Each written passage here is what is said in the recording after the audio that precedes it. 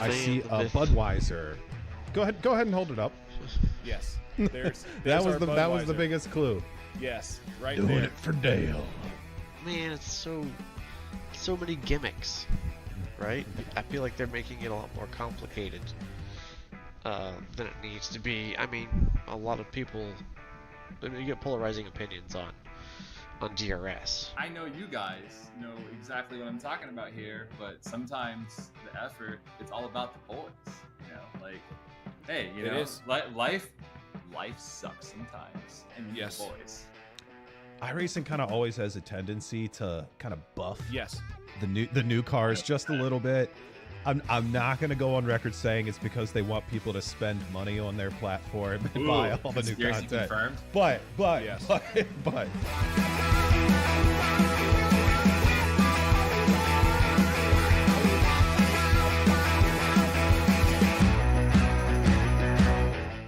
the field in Castro's hands, and he's going immediately. Gets a good jump there over green and is pulling away. He is gapping early, even moving over to try to break up any sort of slipstream or help that inside line, making sure Green has his hands full coming into T1. Be your chance. Did Jason give Antonio just a little bit of a slow up? It doesn't look like it. Antonio down to the inside. Hopefully going to be able to make this move. Oh, that was close. Soto both coming very hot with a head of steam. Plava going up to try to move out of the way and give up the slipstream. Here comes Gilliland. Slow down. Gilliland coming in, going to try to challenge for this podium. They're going to go too wide. Oh, no! Oh, no! Gilliland and Plava come together. Gilliland's going to come back across the line in fourth place. Quite going to get there. There's a little bit of a lock up there from the 46 goodness. car. He's gone deep. Whoa. I don't know how everybody was able to get through that. That could have been absolute tears for that front runner.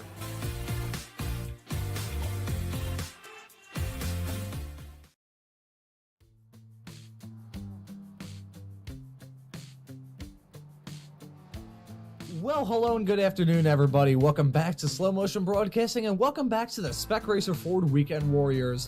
My name is Ron Maunz, subbing in for Randall McGrew this week, with Daniel Zippy Salmon working the comms and the cans for today's broadcast. This is round number 4 of the season, coming to you today from Zolder. Today, the season continues at this freshly refreshed circuit, and we're in for a good show at a racetrack that I'm honestly a big fan of. So to pass this off to you, Zippy, what are your thoughts heading into this race? Well, I've got to say, this definitely isn't one of my more familiar tracks there, Ron. It's fair to say. I know it's Max Verstappen's home track, I could tell you that much, but what I can tell you is the points. Now, that's something that I feel I'm qualified to do. So let's have a quick look at the championship standings. So in S1, we've got Marco Pinheiro. He's there at the top with 314 points. A nice big lead over Jason Green. Had a little bit of misfortune recently. He's there in second with 239 with Hayden Bramley. He looks like we actually have a free four-way fight really going there for that third spot between Bramley, Wood, Miles, Lynn, and Naselli. Is kind of squeezing a little bit on that, but that is S1. As we take a look at S2 very quickly as well. Joshua Wilkie, SMB's finest, ladies and gentlemen, one of the great directors here, and new and upcoming talent here in the commentary booth as well. He's there in first with Paulo Breme in second and Andrew Love in third. You can see they're quite a battle for the top 5 as we have a look at the Masters as well, ladies and gentlemen. Antonio Reese, one of our favorites here, he's there on the top spot with Brad Cathcart in second and Tom Gradwell in third. Again, battle really for mainly the podium on that one. Podium up to about 4th place. But we are going to try and find somebody here, ladies and gentlemen, to get a nice clean outlet with. Ron, any particular suggestions there, sir? Ooh, that is a very good question that you asked me, trying to see if there's anyone out there on the racetrack that's about to begin a lap. We're right on board with one of our colleagues, esteemed colleagues here at Slow Motion Broadcasting, that being Adam Thompson, currently qualified 10th at this point in the Spec 2 category on that provisional pole in class. Coming towards the middle sector of this lap, it is a very fun ride around this circuit. It has a little bit of history as well. Hosted Formula 1 back in the day, where sadly it played host to the fatal accident that took the life of Canadian racing legend Gilles Villeneuve. Looking at this fantastic circuit, full of a lot of history, and it's been used a little bit in the sim. Gotta say, full transparency, folks, this is the first time I've ever done a broadcast of a race at this track. Hasn't gotten a whole lot of love in the service, still not part of base content, and recently got a whole big refresh.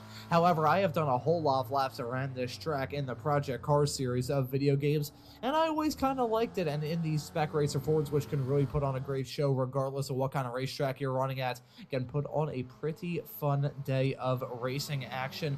Got a pretty big grid as well with some very fast drivers. We're heading down into the final chicane towards the end of this lap. Gotta be riding on board to get a good view of this wonderful circuit of Zolder and give you a little bit of a track guide heading down that start-finish straightaway, seeing the windmills in the back of shot into turn number 1 with a corner name that I'm not even going to attempt to pronunciate. Heading down into the first corner and heading down into the gravel trap there. I feel like Adam knew that we were going to be riding on board with him, so he intentionally flubbed the lap. Let's see if there's anyone else right behind that we could possibly ride on board with to get a good lap guide around this track. Ooh, and that's a spin, I think, for Panero coming out of the chicane. That was a big moment for him. Got a lot of drivers running in this race. Slowly trying to figure out who we can ride on board with for a lap around this circuit. Marked very strangely with 10 corners according to the iRacing track map, kind of labeled like an American circuit, but nevertheless, gotta be riding on board with Paul Jackson in the 249 car for a lap around this racetrack. He's currently at a 144.250, improves to 144.1, but heading off into turn number 1, very tricky corner to try and sight out. Got that gravel trap on the outside, which will be a big trouble spot if these drivers even get close to it. Then heading down into turn number 2, big sideways snap for him. Those tires were screaming in agony heading through turn number 2. Then carrying some speed off into turn number 3 and trying to get yourself lined up through the quick right-hand turn of 4. That's a fantastic corner and very important as well because you want to get a good run onto it going down into the Klein chicane of turn number 5. Getting up to it now. Got on the brakes right there, right before that red and white section of the barrier on the outside. Throwing it through the chicane, full commitment there from Paul Jackson. Now you're going back up the hill and back down the hill through turn number 6 of Butte or Butt. Not sure what corner it is. It certainly feel like a Butt if you get it wrong. Hang through the chicane that for some reason is not labeled as a corner on this racetrack.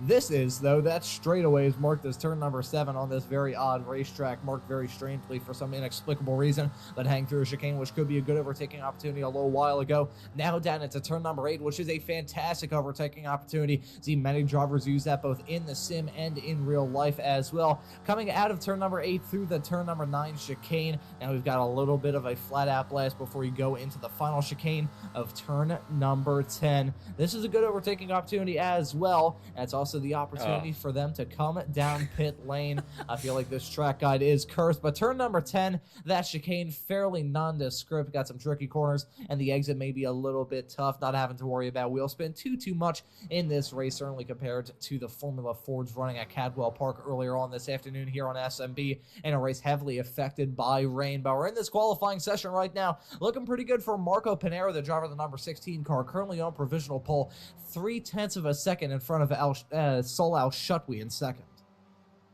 Well, Wanshi Lin, it's good to see him back here again as well. Certainly one of the best sportsmanship drivers here in the Weekend Warriors. We've seen him and I think it was James Barry collided in the F1600s, and Wanshi actually stopped and slowed down and let James Barry catch up and then resume the battle. So certainly somebody who I'd like to see doing very well. Let's actually have a look. Excuse me at the minute. That's Wilkie in the background. Now Wilkie is going to be having a little bit of fun because both himself and Adam Thompson are going to be vying for that S2 podium.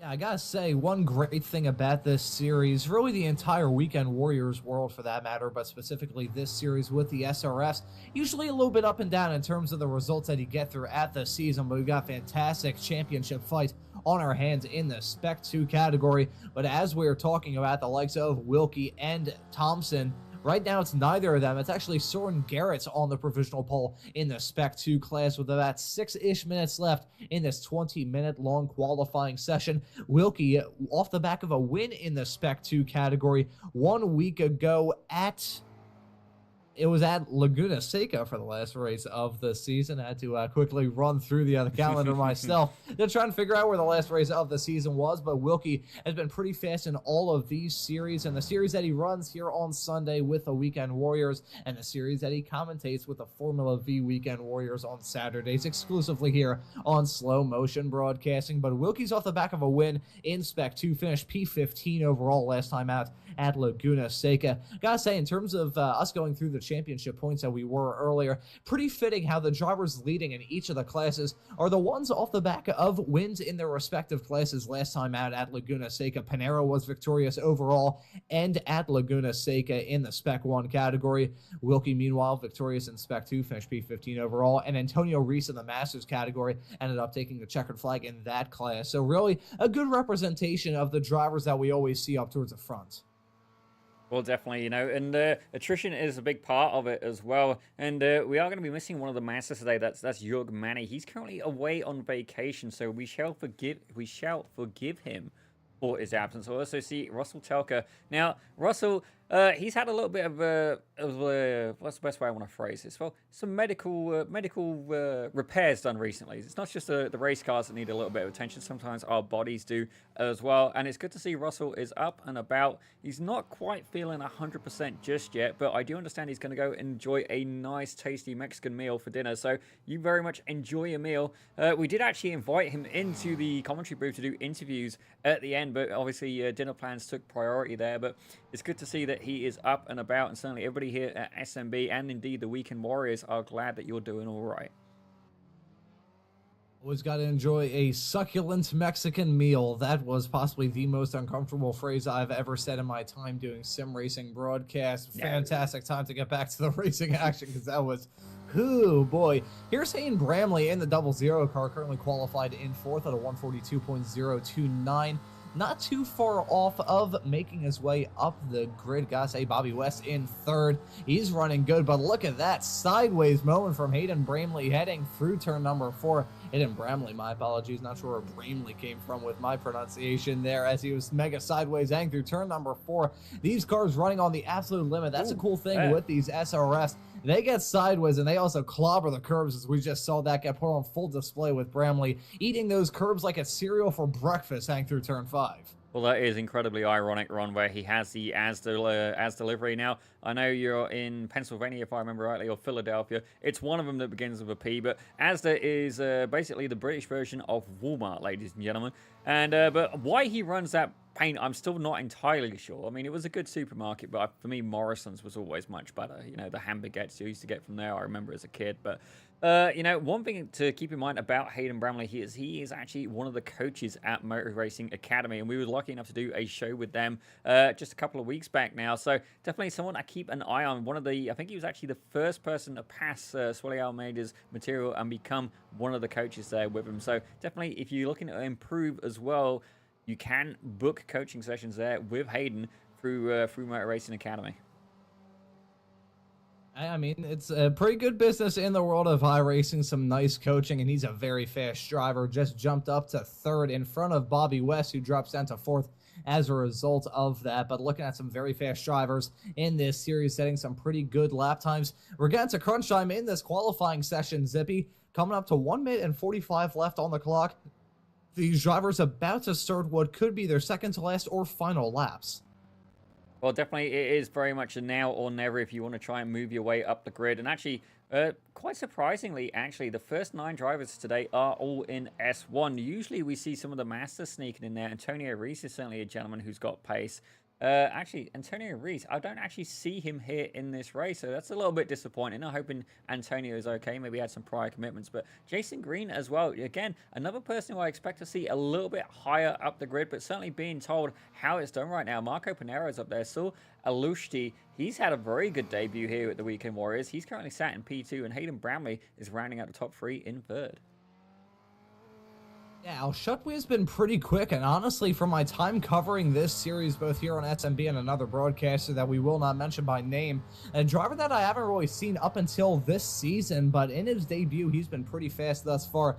and despite the fact being about 0.4 of a second off of Marco Pinero for that pole, he's still been pretty quick, so that may be a driver that we need to keep our eyes on throughout the 40 minutes of racing action that we have coming up in just a couple of moments time here on Slow Motion Broadcasting. But with only 30 seconds left on the clock in this qualifying session, not a lot of cars out there on the racetrack, so really most of them resigned to wherever they may be in this qualifying session. Hayden Bramley still improving, going to 142.164. Was it actually an improvement from him? Actually, I do not believe it was an improvement. It was close, though. It was an improvement, I believe, from Jason Perry, who's down in 7th at this point in time. Nevertheless, these drivers slowly setting some good times, but not a lot of time left for them to set their lap times. So getting to crunch time at this point, these drivers pushing their cars to the absolute limit of control. Gotta say, Jason Green looks like he's on a decent lap. Did not improve in the first sector. However, looks like he says personal best in the second. So let's see how things go for the rest of the lap for Jason Green, the driver of the 160 car,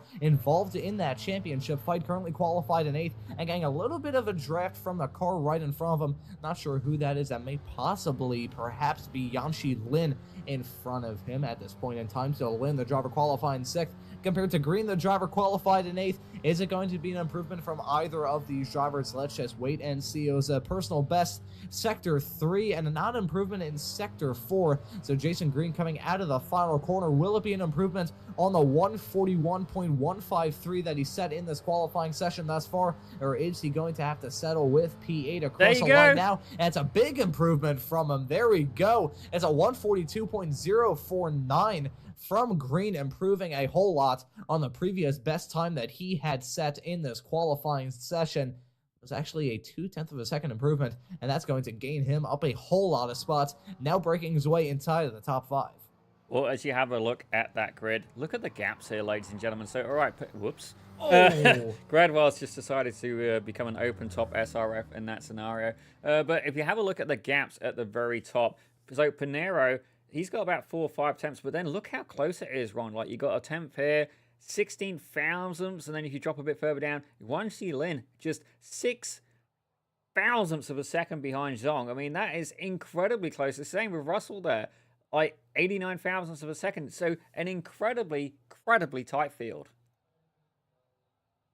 And it should be noted that Zhong in 6th in this qualifying session is a newcomer to this series. Really nice to see a lot of recruitment going on and some new drivers being brought into the fold. Despite the fact that we have some new drivers, we've also got a whole lot of the usual suspects when it comes to the world of Weekend Warriors. So this qualifying session, the checkered flag has been out for a little bit, so waiting for a teeny tiny bit before the session clicks over. No cars out there on the racetrack at this point in time. So it looks like that's going to be it from the qualifying session. 23 cars to set a qualifying time. Andre Vivini, Jeff Jacobson, and Jorge Gonzalez were the drivers not to set a qualifying time. And breaking the fourth wall a little bit, I don't believe he is actually running in this race, but we have another driver in the Weekend Warriors world, that being Jorge Gonzaga, not Gonzalez, who runs in the Formula Ford and actually finished 3rd in that race earlier on today. So same first name, different last name. But nevertheless, looking at the starting grid that we have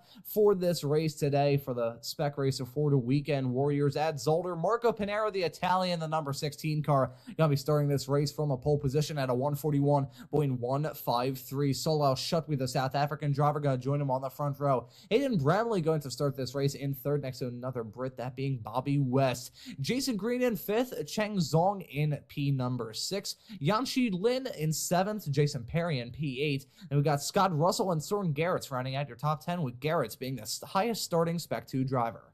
Well, speaking of the highest starting, Tom Gradwell does it for the Masters. He's there in 11th with Jim Brewster right alongside him in 12th. As we have a look at 13th, Adam Bradshaw, another Master. So we've got 3 of them together. That could be very interesting at the race start, with Daniel Wood there in 14th. Adam Thompson, SMB's finest, ladies and gentlemen, other than myself and Ron, that is. He's there in 15th with Joseph Tarantino in 16th. Paulo Brame takes up 17th alongside another one of SMB's finest there, Joshua Wilkie in 18th with Joachim Osbeck. He's there in 19th, a newcomer today here to the SRF Weekend Warriors, and Brad Cathcart, another Master there in 20th.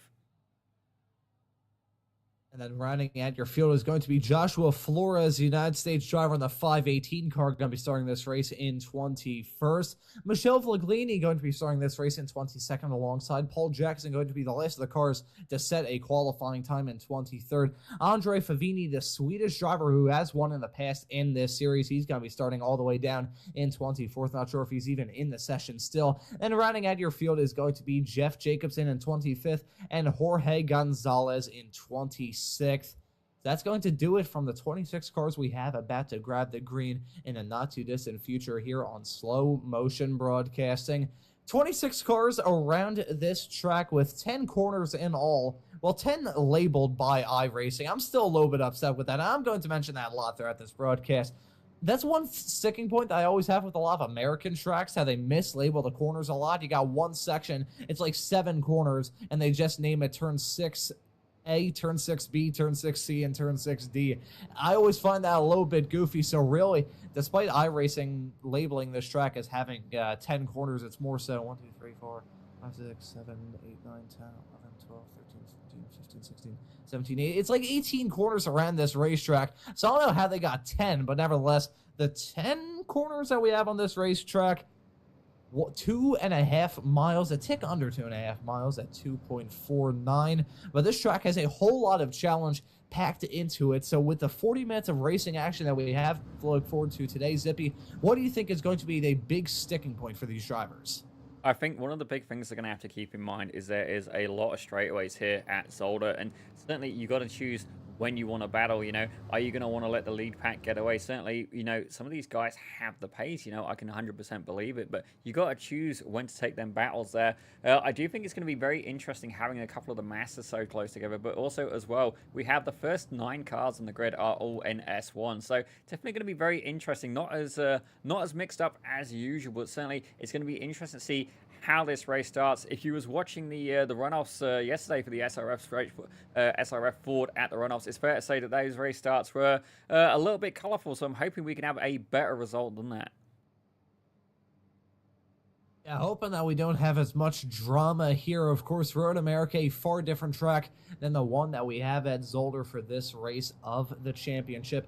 Got a fantastic schedule of races to look forward to here from the Spec Racer Ford Weekend Warriors. Of course, we've had some fantastic tracks thus far. Snetterton, Cadwell Park, Laguna Seca, and Zolder today. Gonna be visiting the Charlotte Roval in 1 week's time, followed by a race at the Nürburgring, running at the Daytona Road Course after that. Road Atlanta, Mugello, Tsukuba, Monza, Suzuka, and Oran Park to bring this season to a close all the way in the 2nd week of December. But here in October, ready to get things up and rolling, ready to rock and roll from now on, round number 4 of the Spec Racer Ford Weekend Warriors. A green flag's down, the drivers are on their way, and that is a commanding start from Marco Pinero. Really all the cars that are starting on the left-hand side of the circuit heading down into turn number 1, getting a fantastic start with Hayden Bramley making up a move as well, and Sol Al-Shutwi losing out on some spots, like at some battling a little bit farther down involving some drivers in the Masters category. That's Adam Bradshaw and Jim Brewster trading blows hanging through the first few corners. Meanwhile, Joachim Osbeck, the Scandinavian driver, the number 25 car,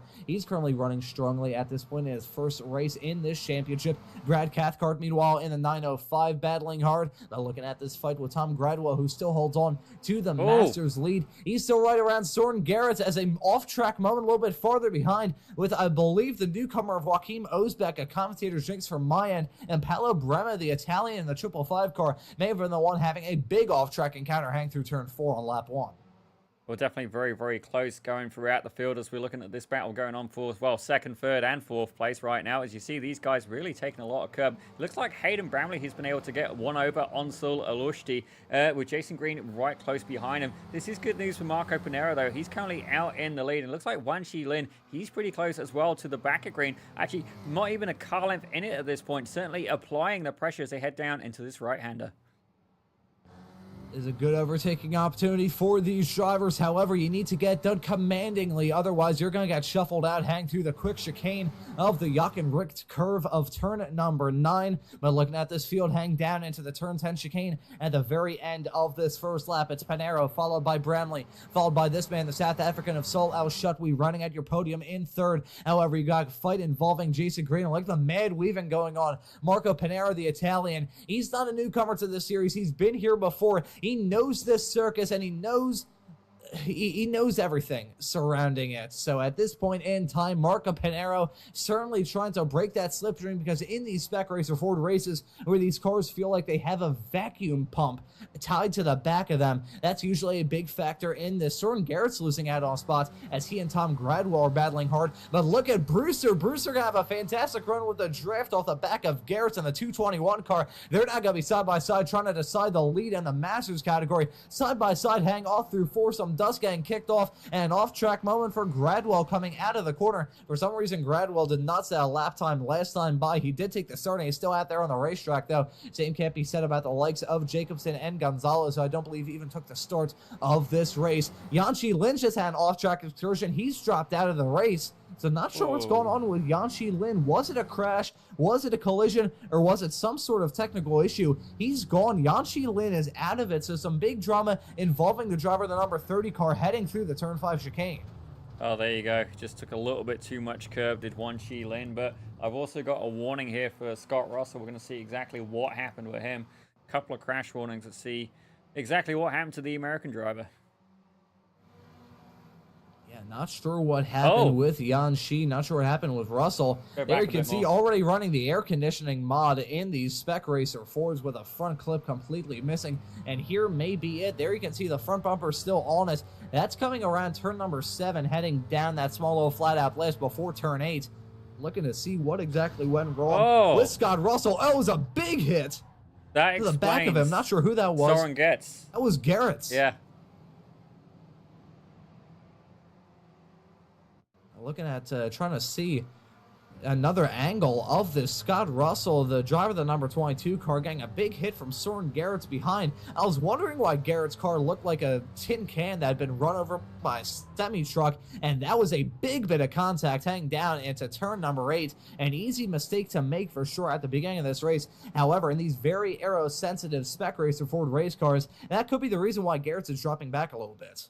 Oh, 100%. You know, that we do know that the SRF is a little bit susceptible to front-end damage. As we see here, Hayden Bramley, he did manage to close that gap down on Pinheiro very briefly, but Saul Alushti is right behind him. Jason Green and Tony Yanchi Lin not far behind. Starting to pull away a very slight gap over Bobby West there. It's telling me about 1.4 seconds, but I'm not inclined to agree at this point. As we have a look through the field, there is multiple battles going on. Actually, even at the back of the field right now, Michelle Viglini, she's having to go at Paul Jackson, who's just 0.3 of a second ahead. You can see that was the drama hang through turn number 1. Gonna jump back to the live action here at Zolder.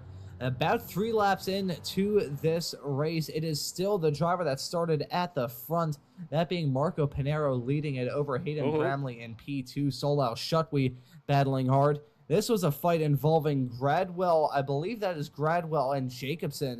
Not Jacobson, my apologies. Jim Brewster heading down into turn number 5. You can see Adam Thompson riding right in front of SMB's very own Josh Wilkie. So the SMB colleagues running line astern earlier on in the, I believe this is still the 3rd lap that we are following at this point in time.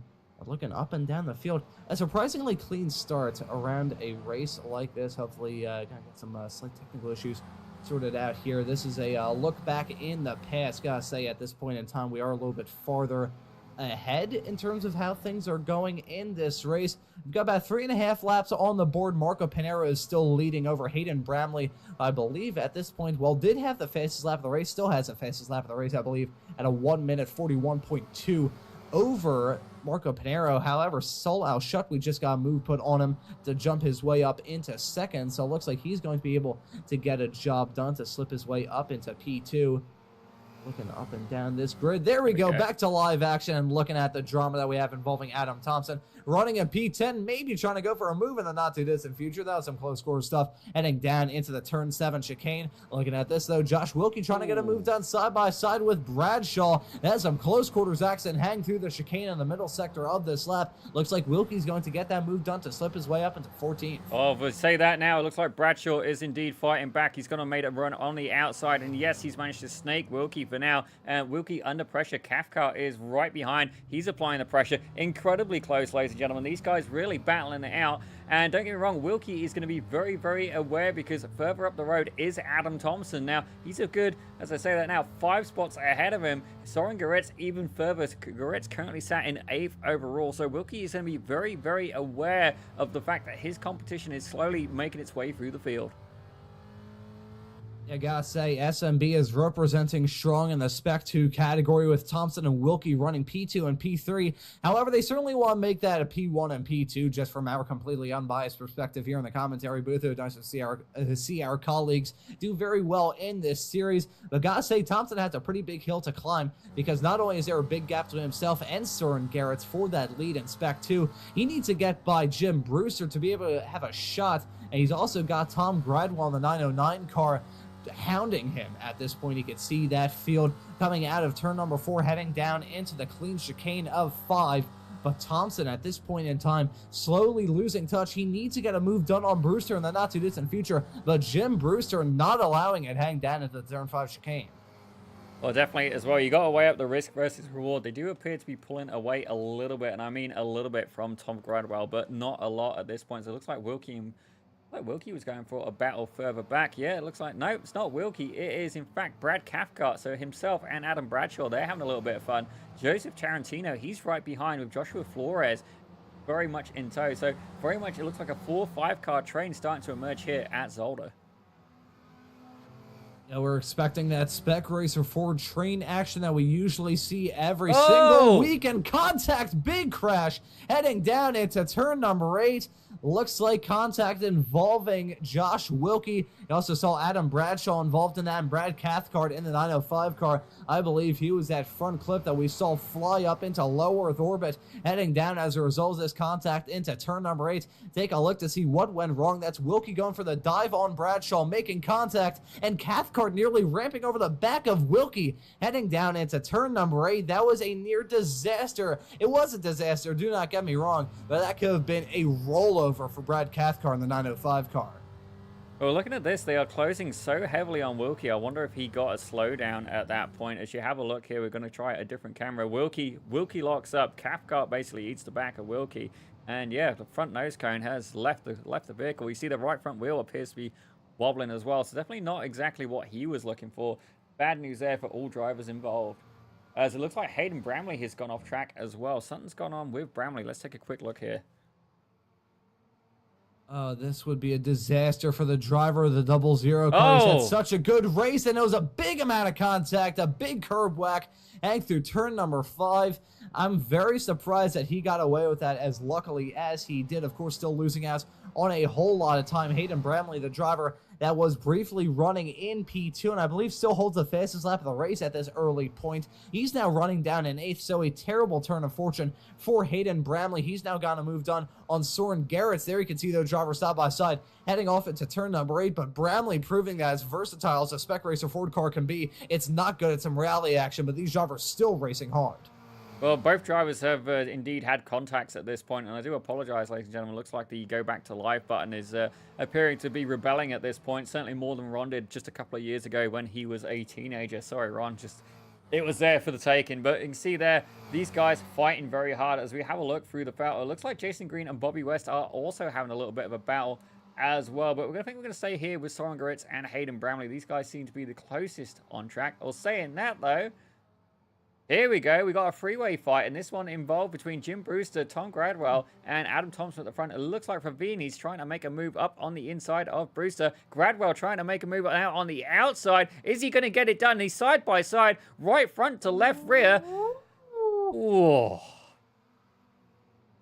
Ooh, indeed. That is some close quarter stuff involving the two of them heading through the opening sector of this lap. This is lap 7 of this race. But I gotta say, Andre Favini has just been fantastic thus far. He's gained 13 spots ever since the drop of the green flag. Of course, a little bit of chaos helping him over a little bit, but I gotta say, well done from Andre Favini to be able to do what he's done thus far in this race and still racing hard. However, he's got a fight on his hands involving himself, Jim Brewster, who as it stands at the moment is leading in the Masters category, and Tom Gradwell, who despite the fact he's running second and right behind Favini, he's still going to be chomping at the bit because he was leading earlier and he wants a shot at Brewster to try and turn this into an absolute dogfight. Oh, absolutely. Favini is certainly one who seems to enjoy making his way through the field, and I'm pretty sure this is a gentleman who I've raced before when I used to do the officials for Spec Racer Ford, but it does look like Brewster has caught up to the back of Adam Thompson. And Soren Goretz, he's however checked out, so leading that S2 battle by about 5 seconds so far. And this fight is still continuing between these drivers. It has been a fantastic show from all of these drivers. It's been a pretty good race, pretty clean, it must be said. 12 minutes into this 40-minute race, and we're getting to the point now where that pit window has opened, so we may have to talk about that and mention the pit strategies that these drivers may try and employ. But at this point, the main strategy they're doing is just going for all-out glory as Wilkie gets a move done on Joshua Flores heading down into turn number 1. However, Flores is still within striking distance, literally and figuratively, with contact. Heading down into turn number 2. Look like these drivers are going to try and do a bump and run on each other, heading off through the first few corners on this 8th lap of the race, but Flores really feeling risky. Well, very much so. We have got a couple of fields, a couple of packs where there is, multiple cars all around. It looks like Adam Bradshaw, he's looking to have a go as well. I do apologize for the cameras here, ladies and gentlemen. Zolder is certainly not one of the best camera packs here that iRacing does provide. Certainly not a big fan of, solar panels in general, trees, they're good things, but certainly not when they are in the way of the racing action. As you can see here, Adam Bradshaw, he's currently ahead of Tarantino, but not by much. You can see there, Tarantino taking a lot of curb there. I do wonder if that is going to have a positive or negative effect on his corner exit. It certainly would have unsettled the car just a little bit, but Wilkie is right behind him as well. Wilkie applying the pressure. It looks like he's going to try and make a move up on the inside. Now, last time Wilkie locked up here, we've seen him do it, and it looks like he's trying to go for 2 of them at once now. Brave move. Nearly. And it's fair to say that it didn't pay off for him. It looks like that indeed has shuffled him down the order a little bit. But what a fantastic battle happening between these 2 Masters drivers and these two S2s. Oh boy, the action is so tense that I think my voice shot up about 5 octaves when I saw those drivers nearly go 3 wide coming out of turn number 8. That would have been some insane stuff to see before the halfway mark of this 40-minute race here from round number 4 of the Spec Racer Ford Weekend Warriors. But the fights are still continuing. This is very much, actually, I was going to say a few moments ago, that's very much a 4-car fight. Gotta say, Joshua Flores losing a little bit of time to the back of Bradshaw, Tarantino, and Wilkie right in front. This is going to be a good fight to follow. Nevertheless, though, we're looking at another fight. This one involving Favini. Favini's still our hard charger in this race by a pretty wide margin. The next closest car in terms of the hard charger award is Adam Thompson right in front. He's up 5 spots. Was 6 for a decent time. However, Jim Brewster got a move put on him not terribly long ago to slip his way up into 9th and shuffle Thompson back into 10th.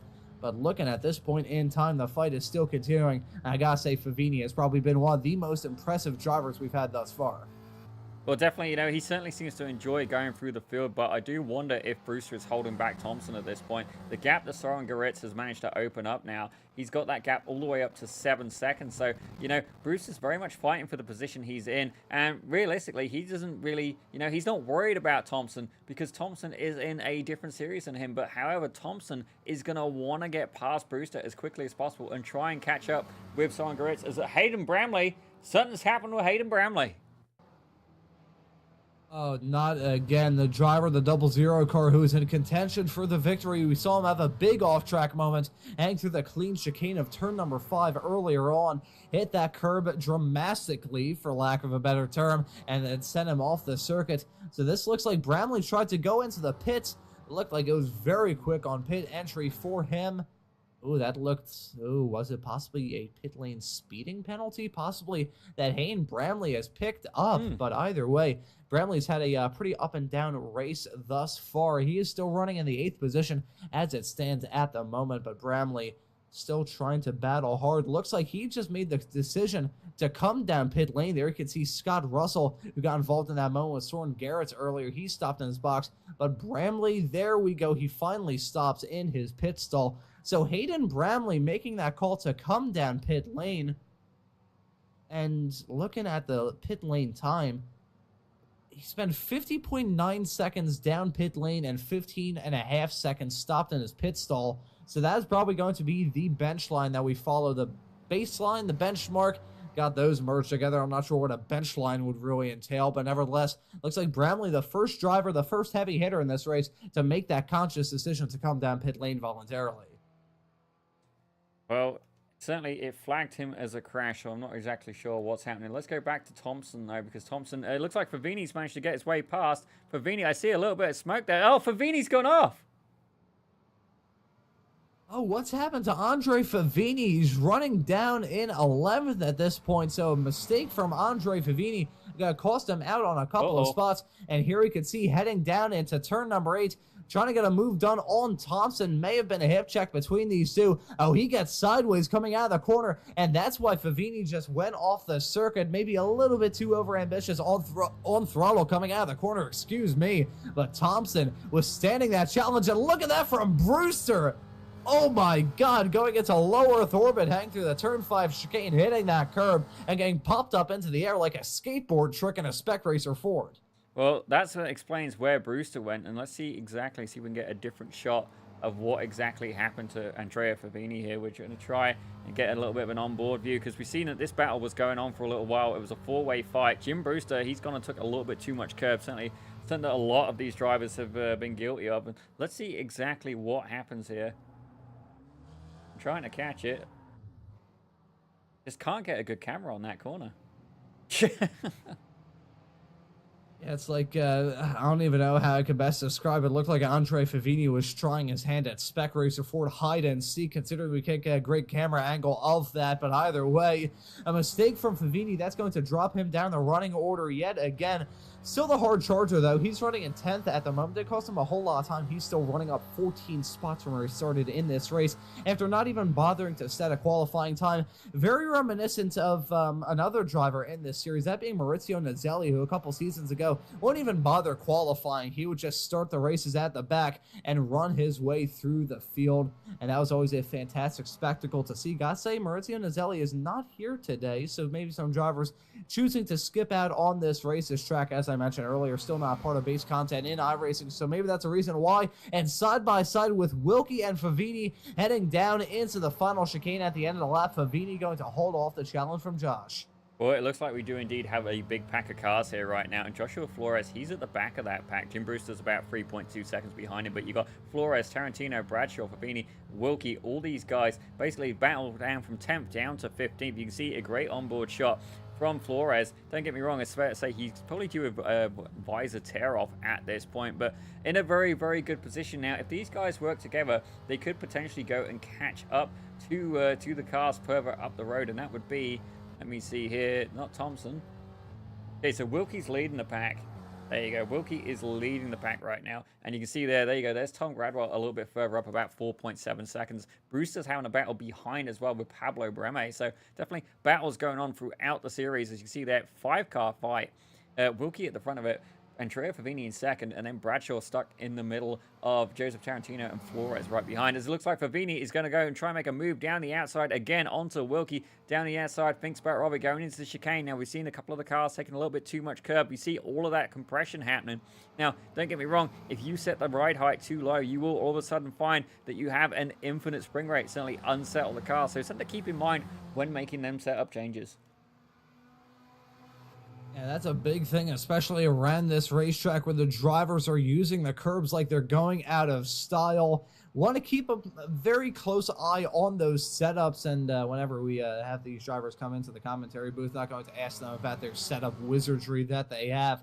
I gotta say, in these race car setups can definitely be very good. And Thompson coming down pit lane, looks like another driver coming down pit lane, that being Josh Wilkie. So it looks like some more drivers making that conscious decision to come down into the pits. Looks like conscious decision is too much of a mouthful for me on this broadcast today. But nevertheless, these drivers making that call to come down pit lane, and this is right about the right time to do it. You'd usually expect, okay, 40-minute long race, want to pit halfway through, split the difference, and come in around about the minute 20 mark.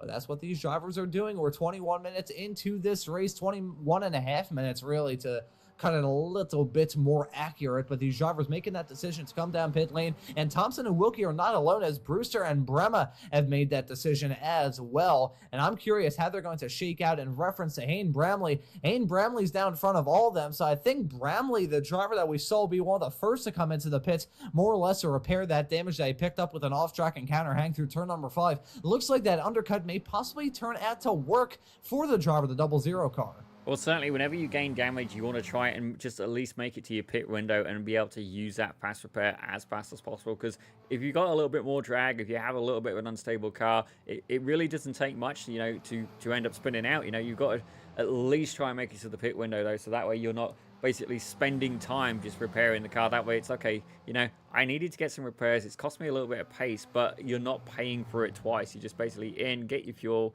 get that handled, and get the car refreshed at the same time. But I do see here, it looks like Zandvoort is indeed not as well calibrated as we'd like. Every time these guys going in the pits, it's telling me that they've crashed. So it's fair to say either there's a lot of mechanics getting run over, which makes me glad I'm not currently a mechanic, or, there's maybe a little bit of a glitch here in the software, but nothing we can do about that. We're going to try and keep with it, ladies and gentlemen, as best as we can. As we see, this is one of the closest battles, but I say that, Bobby West and Cheng Zhong, these guys have been going at it for a little while. This is a battle here for third place overall.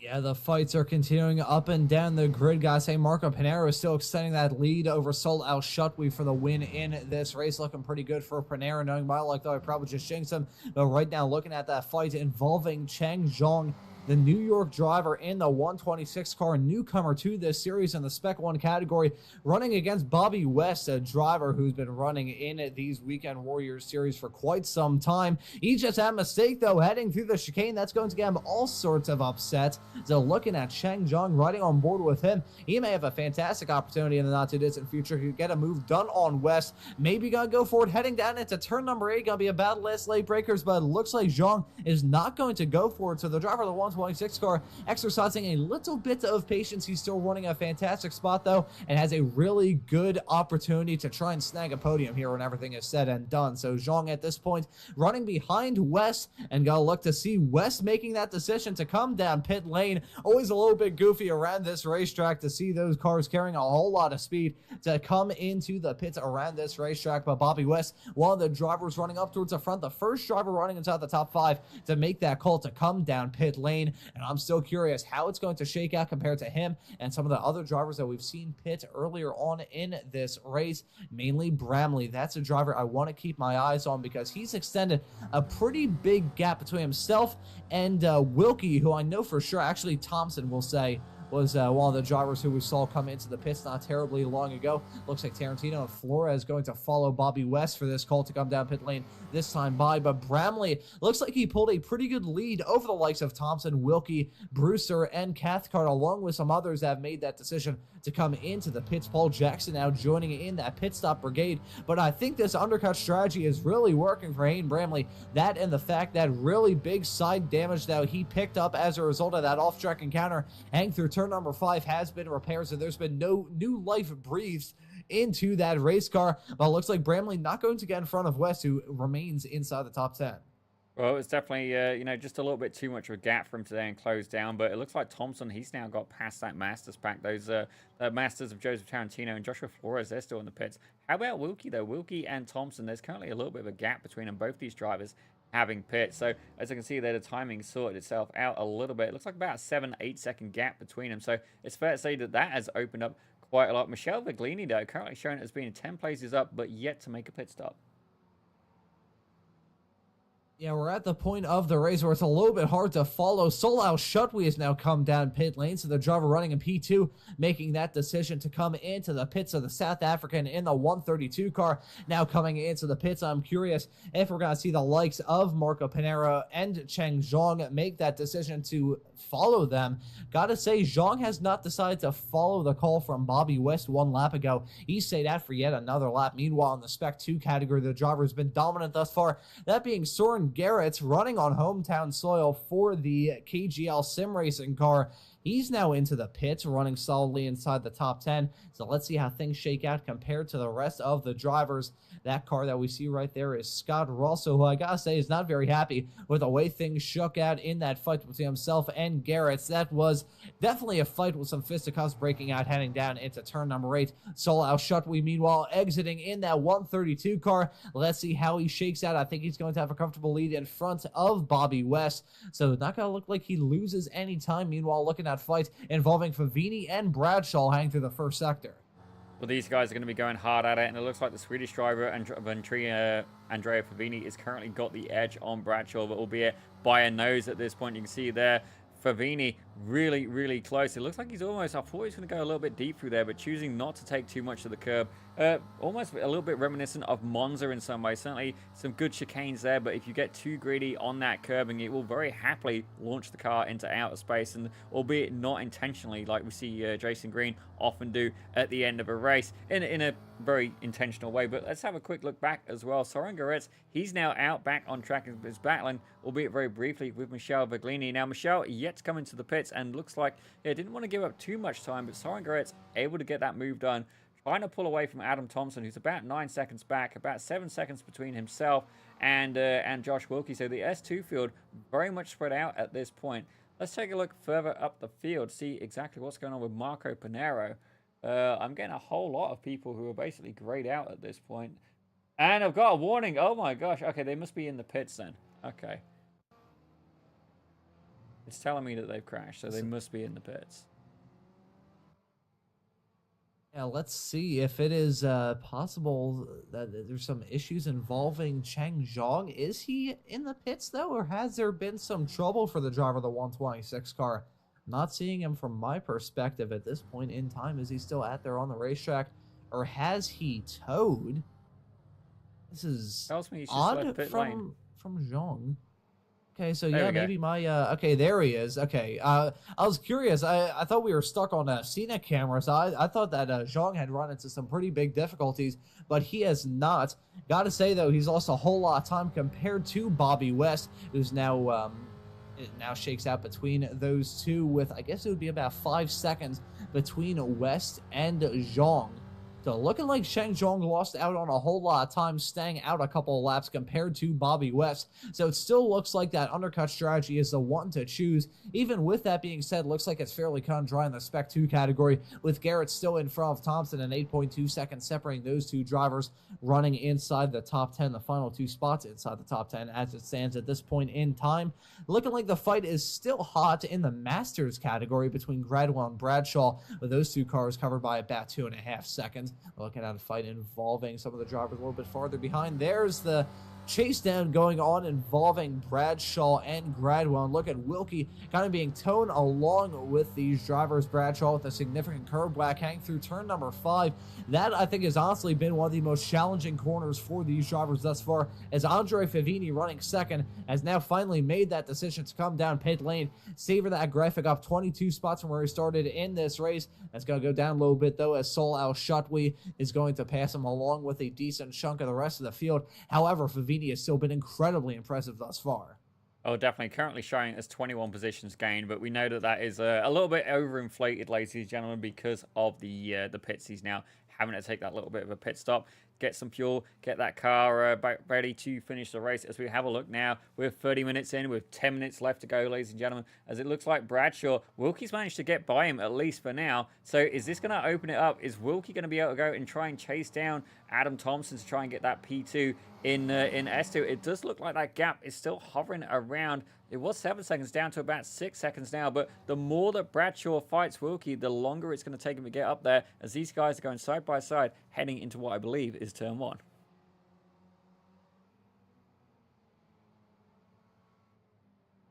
and catching me at a point where I was blowing my nose, still recovering from a little bit of a cold that I had 1 week ago, but nevertheless, this fight is certainly not cold. It is hot. The on-track action is incredibly hot up and down the grid. We got another fight going on involving Hayden Bramley having a chase down between himself and Jason Perry. These two drivers running 6th and 7th respectively, slowly trying to reel in Zhang, who's about 2.2 seconds a little bit farther up the road. However, this fight between Bramley and Perry, two drivers out of the UK and Ireland, gonna start to fight side by side, coming around turn number 7 into turn 8. Battle last late breakers, and it looks like Perry is going to back out of it. That was pretty convincing from Bramley, heading down into the braking zone of turn number 8 with one of the longest corner names that I think I've seen in my entire life, according to the iRacing track map. But nevertheless, heading down into turn number 8, Bramley gets that move done in convincing fashion over Perry, who is still right on the back of him. Oh, I think Bramley just got disqualified. Oh no, please don't tell me that he just picked up a DQ. Yes, he did. Hayden Bramley has just been disqualified, folks. So this is the most amount of disqualifications I think I've ever seen in my time covering Weekend Warriors races. We had 2 earlier on during the Formula Fords, and we have another one during the Spec Racer Fords. Hayden Bramley is going to be infuriated with how things have gone thus far for him in this race. I say thus far, how things have gone for him in this race. His race is done. He is done, folks. So that is going to be one of the first retirements that we've seen thus far, really outside of Scott Russell. It's been not a race of attrition, complete contrast compared to what we saw from the Formula Ford Weekend Warriors earlier on this afternoon, exclusively here on Slow Motion Broadcasting, a race where only 6 cars finished at Cadwell Park under soaking rain conditions. Here at Zolder, though, in Belgium, it has been a complete opposite story. The track is bathing in sunlight. These drivers are bathing in a high humidity, with the relative humidity being about 87 degrees. That could be the reason why these drivers' visors are looking so nasty. They keep hitting bugs, especially the water that we have around this racetrack. Was that actually water, or was that just a gap in the earth? I'm not sure where that was. I think I saw a barge there, so that was some water on the outskirts of turn number 3 and 4. But nevertheless, these drivers dealing with much more different conditions here at Zolder for this race of the Spec Racer Ford Weekend Warriors compared to the Formula Ford Weekend Warriors earlier on this afternoon.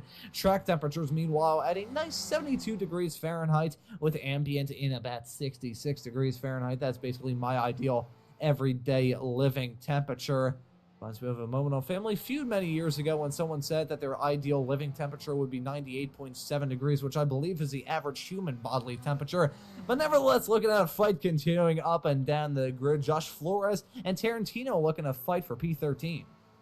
Well, there's definitely a little bit of action happening throughout the field. Now, one thing that is confusing me, now this is going to be a little bit of a battle here between myself and yourself here, Ron, but I felt sure that Zandvoort was indeed a Dutch track. And you're telling me it's Belgium. Now, Spa is a Belgian track, but Zandvoort, ladies and gentlemen, where is Zandvoort? Answers in the comments. I see Guido's in there. I'm sure you'll Google that. And from now on, we'll celebrate every October 6th as DQ Day. Dairy Queen, ladies and gentlemen. Dairy Queen here by Guido Mazuki. I'm looking through. I believe the town of Zolder is in Belgium. Yes, Circuit Zolder is in... Oh boy, I'll just call it Zolder, the town in Belgium, right by a right by a little canal there. I believe it's the Albert Canal, at least according to my very brief look at Google Maps. So the track is actually in Belgium. So my geography skills, which usually do fail me, not failing me today. Brad Shull now going side by side with Wilkie, heading down into turn number 5. Wilkie with a big curve back into the corner, going to remain MP11 at this point in time. That's breaking up the fight in the Masters category, as it looks like Tom Gradwell is going to be on track for a victory in that category with about 6-ish minutes left to go in this race, coming up to the final 5 around Zolder, which is a track that is very much inside of Belgium. Well, ladies and gentlemen, I did fail geography, and I'm not really great with time zones at points, which makes it even more alarming that I'm a broadcaster here. But here you go. Things happen, ladies and gentlemen. But you can see here, Adam Thompson has caught up to the back of Andrea Favini. Got that gap down to about 0.5 of a second. You see Tom Gradwell, he's about 1.5 seconds back off of them. Now, Thompson, he's got to remember, he's not had the best of luck with races recently, and you know, he won't mind us saying this. It's real, it's honest, and realistically, I'd be happy if he just finishes a race at this point. But repping SMB very well with that paint. Actually, quite a few drivers representing SMB very well with that paint. But you can see there, he's definitely going to want to apply the pressure. I mean, he is a racer, but again, risk versus reward. He's currently standing in an overall P9.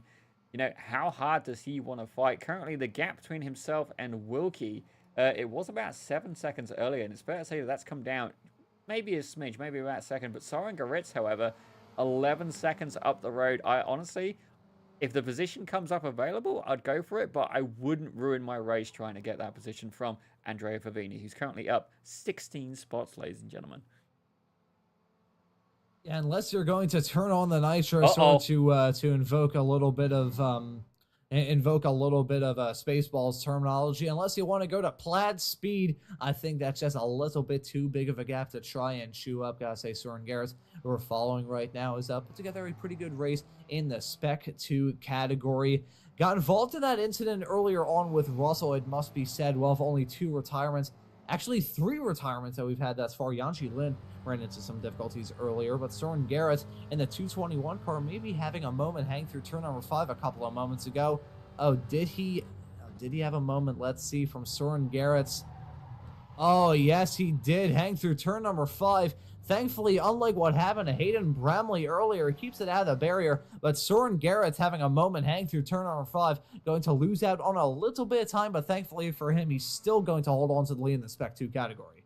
Well, that has gone and put a carrot in front of the eyes of Andrea Favini and Adam Thompson. That gap was about 11 seconds before. It's now come down to about 6 seconds for Thompson, 5.5 there for Andrea Favini. So definitely, you know, you got to wonder as well, the tires are going to be quite hot. You can see there Soren Garritz just at the start of your shot. As we pan it over, you can see there only a little short distance behind is Favini, the Swedish driver, with Thompson very much in tow. They've opened up a little bit there on Adam Gradwell. He's now about 2 seconds back, but it looks like Flores and Tarantino, as we look even further back, again, these guys are still going at it pretty much the entire race. And I got to say as well, very much the iRacing split, about 2,000 difference between them in Tarantino's favor.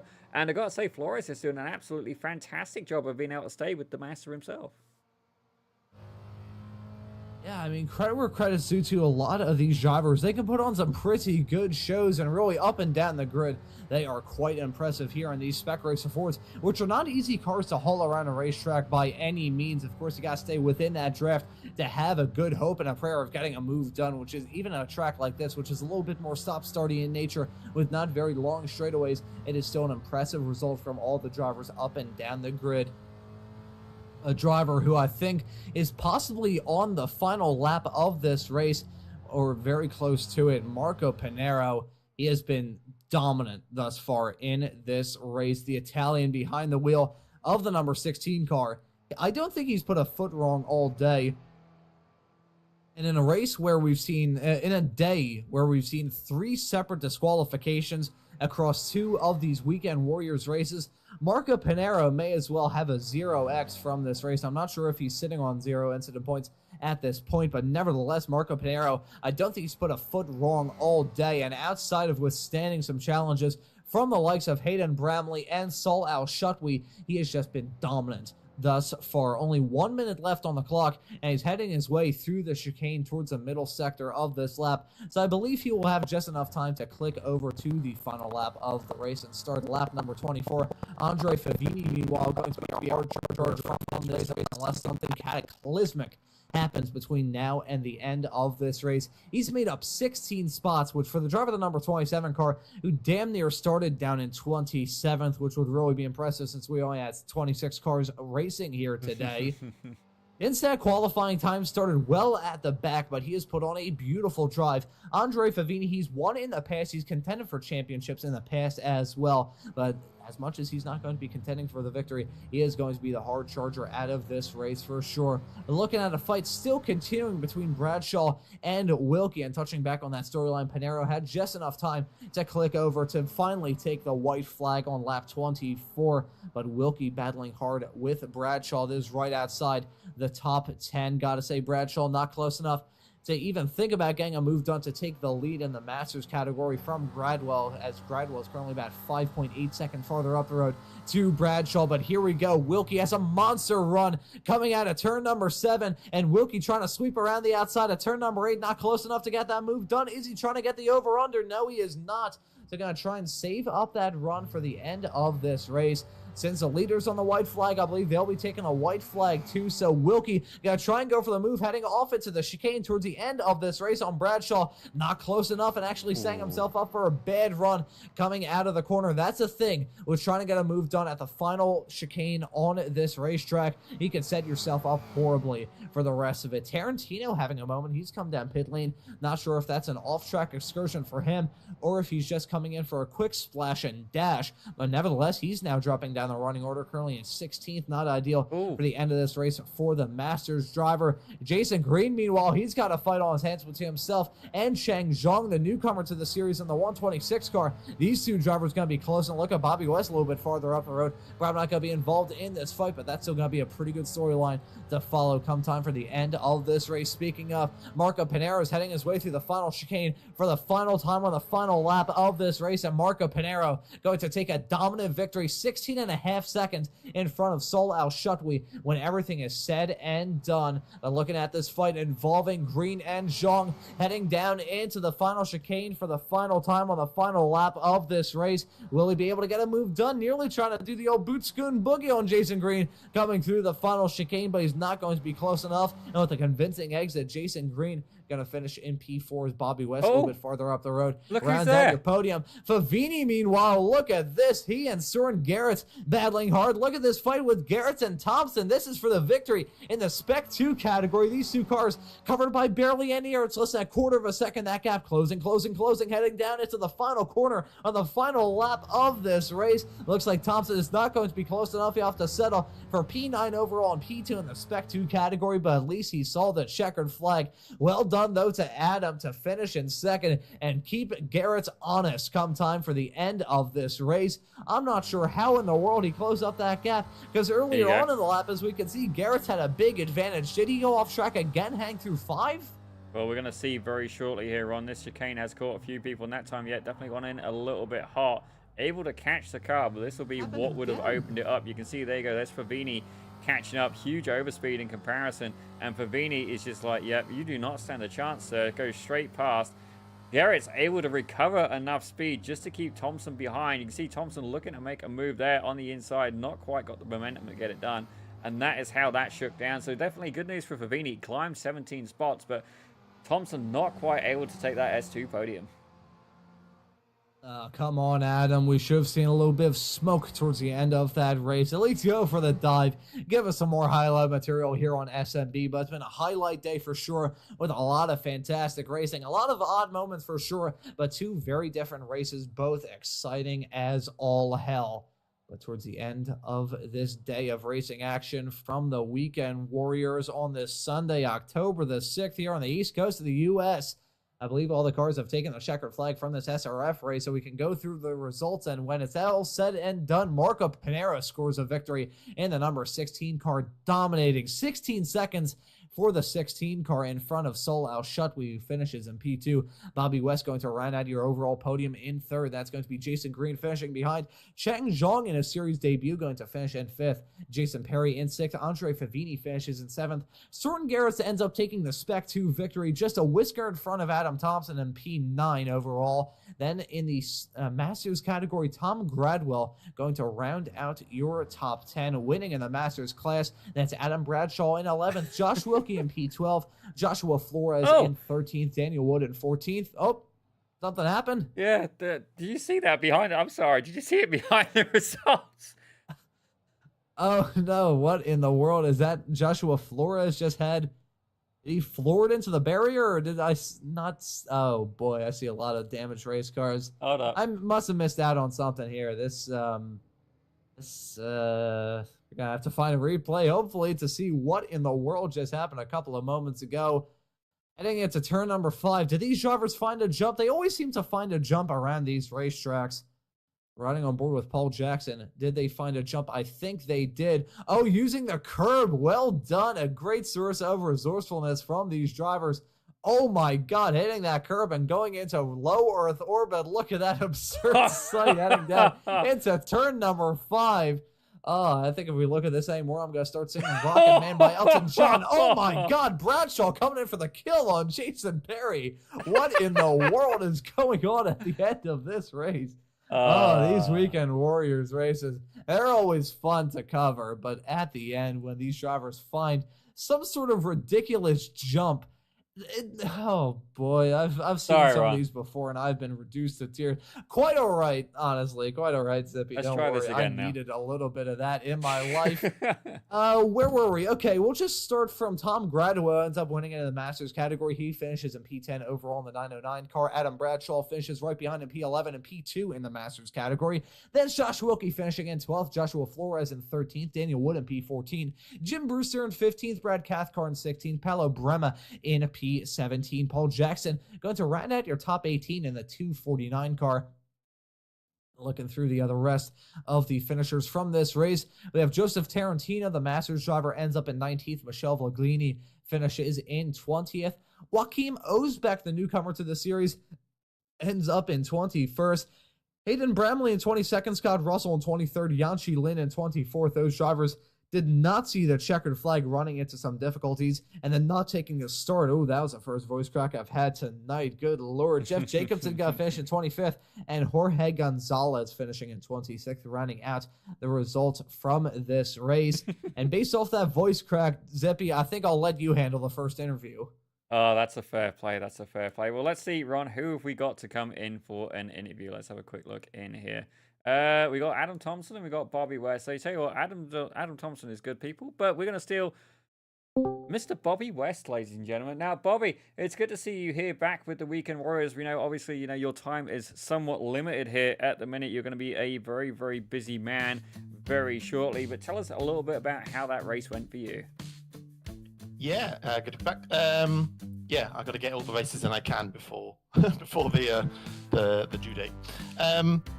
Yeah, that was a really good race. I enjoyed that. I enjoyed it because I had decent pace here, so that was really satisfying to drive. It's a very difficult track though. It took me longer to learn this track than it did Cadwell Park. I'll definitely take that action. Obviously, Cadwell Park getting a lot of not abuse, but very much a hard time here with the Formula 1600 race we had earlier, which was basically a swimming competition. But it's good to see such a great result here, Bobby. But it's fair to say, that Marco Pinero, he realistically just checked out, he just checked out and left. But tell us a little bit, do you have some good battles there with Sul Olushti? Yeah, I to be honest, I was just not catching him. We did a race together on Thursday, me and Saul, and it was really good. We had really similar pace, and that proved again, like just on our own, we were just very similar. But yeah, nobody was catching Marco. I mean, that's insanely fast, consistent pace there. Well done to him there. Well, definitely, it's fair to say these guys are professionals, and when you've got somebody who comes in and just absolutely runs away, it's credit where due. But Bobby, before we let you go, is there anybody you'd like to thank? Just yourselves and Stevie and everyone who turned up racing this evening. Obviously, it's not the most popular track in the world, but it's still a decent grid for Zolder. So thanks to everyone. Well, ladies and gentlemen, that was Bobby West. He was your P3 outright and also P3 in S1. So a great job there by Bobby West. But Ron, I understand for the second time today, you're going to have to catch up here with Mr. Adam Thompson. Now, we're going to let him in the booth. I've undone the padlock, as Adam would say. The padlock is undone, and he is here and live. Yes, he is. Adam is now joining us in the commentary booth. And now, Adam, considering the troubles that you've run into thus far in the Weekend Warriors season here for Season 4 of 2024, you can best describe it as a filled-in snake pit at the zoo. You have not had a pit to hiss in terms of luck. So coming into this race, I'm sure you were probably expecting to get hit by a falling anvil, but you end up finishing P2 in the Spec 2 category, so talk us through it. Yeah, you're on fire today with your almost cuss words, Ron. You're doing great. Much better than I would have done. But it was good. Obviously, professionalism. Yeah, for sure, for sure, professionalism. But obviously, I was hoping I could get to Soar in there. I saw I made a few mistakes there at the end, but a good race to him for taking the Spec 1 or Spec 2 win. But as long as Joshua Wilkie finishes behind me, I'm okay with that. But obviously, we could, I think, call him a teammate. But no, it was a good race. Obviously, I didn't get as much practice as I wanted to. But you know what? There's always next week, and we'll try to get back at it. But I'm 1 for 6 now, Ron. I have finally finished a race in the Weekend Warriors over the last 2 weeks. Hallelujah for you. I was going to start singing Hallelujah, but I think after about, oh God, how long is that? I think about 8 hours of broadcasting thus far this week, and if I think I start to sing Hallelujah, I think I would blow out everyone's vocal cords here in the commentary booth and anyone tuning into this broadcast today. Yeah, eardrums, Ron.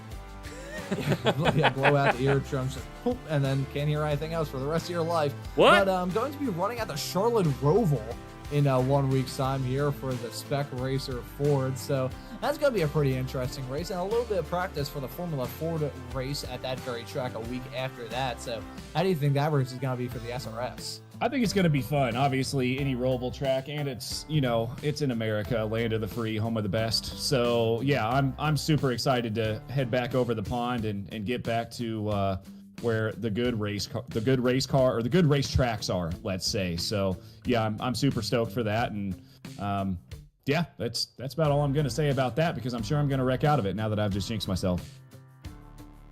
Well, we're going to not mention... I think we'll go through with not mentioning you for that broadcast, because I remember a couple of seasons ago, every single time I'd mention Jorg Mani and the bad luck that he's had, he was always getting struck by a falling anvil right after I said that. So we will not talk about you at all throughout that broadcast, and keep our fingers crossed for some good luck. And I also like the small rivalry between yourself and Josh. But Adam, pretty up and down day here, and before we let you go, is there anyone you want to give a thanks to or shout out?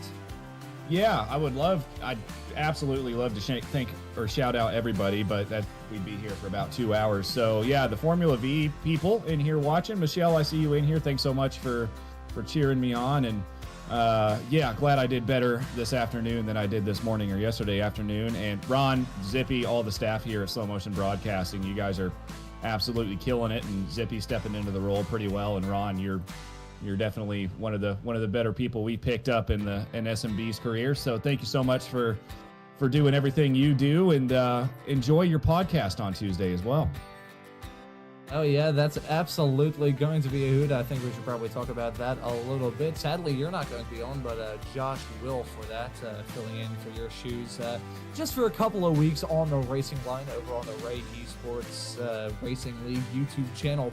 The Racing Line show. I'm getting my words completely confused here. That's going to be on Tuesday night, this upcoming Tuesday night it's going to be the 8th of October for the 10th episode of that series. So I will be on the air for that, spinning many yarns relating to broadcasting and trying to share some wisdom where there really isn't any, coming from a guy who's only been doing this for about 1.5 years. But Adam, well done on the result here at Zolder today, and excited to see you back out on the racetrack for the rest of the season, man. Thanks for hiring me, and thanks for joining us. Yeah, thanks. And real quick, guys, if you guys want to watch me eat shit tonight, come watch Cross Series League Racing on Slow Motion Broadcasting. We're going to be doing a dirt oval and the 34 Legends Coops at Lima Land. So yeah, tune in for that one. Oh boy, Adam, thank you very much for that. And then drops the mic. Drops the mic and drops the S-bomb. Oh boy, we can't fire him. Broadcast that we have here. Yeah, we can't fire him. He is unfireable. He has tenure here at SMB. Always gotta love having a chat with Adam. It's always very colorful. And speaking of very colorful, we've got some colorful logos with the colorful racing that we always have here on SMB.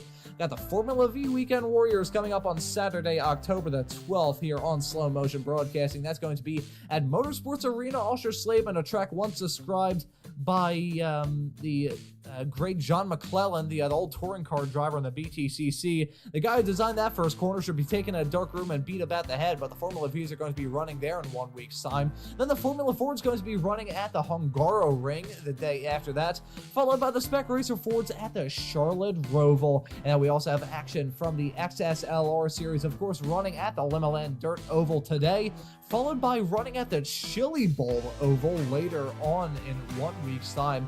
on Sunday, exclusively broadcasted here on Slow Motion Broadcasting, and some more Formula V action on Saturday, October the 19th, in the form of the Formula V's running at Rudskogen. So we got a whole lot of action here on Slow Motion Broadcasting. Gives you more reason to hit that subscribe button and the notification bell so you never miss any of the action. But I think for today's broadcast of the Spec Racer Ford Weekend Warriors, that will just about do it. So for myself, Ron Maunz, subbing in for Randall McGrew, who you will be hearing back on comms for the next race at Charlotte. But for me, Ron Maunz, and Daniel Zippy Salmon working the comms and the cams with me on the broadcast for both of the Weekend Warriors action here today, I say thank you all so very much for watching. Have a great rest of your Sunday, and we hope to see you all again wherever it is in the not too distant future.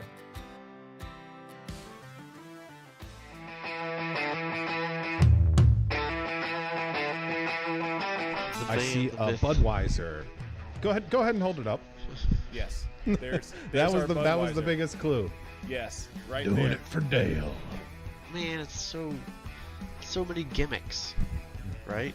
I feel like they're making it a lot more complicated than it needs to be. I mean, a lot of people, you get polarizing opinions on DRS. I know you guys know exactly what I'm talking about here, but sometimes the effort, it's all about the boys. You know, like, hey, you know, life sucks sometimes, and you Yes. boys. iRacing kind of always has a tendency to kind of buff Yes. the new cars just a little bit. I'm not going to go on record saying it's because they want people to spend money on their platform and buy all the new Conspiracy content. confirmed. But Yes. but